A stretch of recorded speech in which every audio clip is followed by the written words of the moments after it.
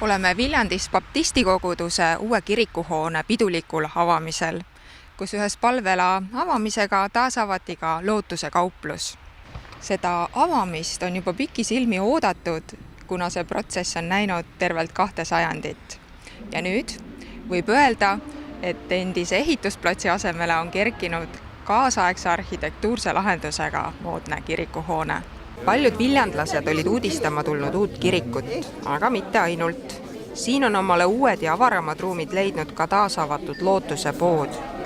Lindi lõikamise au anti kiriku ehitamise idee algatajale Aamo Remmelile.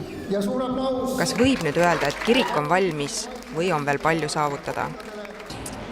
Ja kindlasti on neid töid, mis tahavad tegemist, et siin saalis on mitmed sellised iluvead veel ja mitmed väga praktilised asjad, mis vajavad soetamist veel.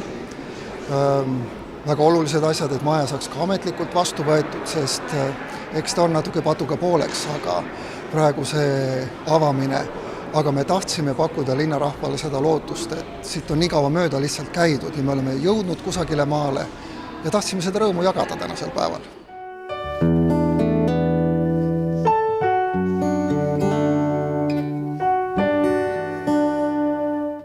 Kiriku avamisel musitseeris ja lõi meeldiva olustiku Laikrete perebänd.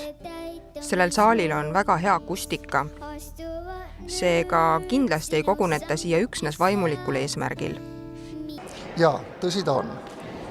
Aga loomulikult see on pühakoda, see on kirikusaal ja me ka ikkagi peame mõtlema, et mis on see, mis sobib siia.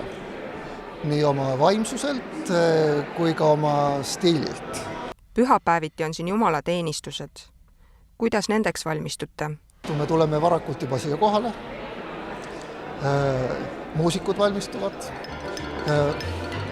Aga seda peab vaatama, kuidas see välja tuleb. Selleks on vaja kohale tulla.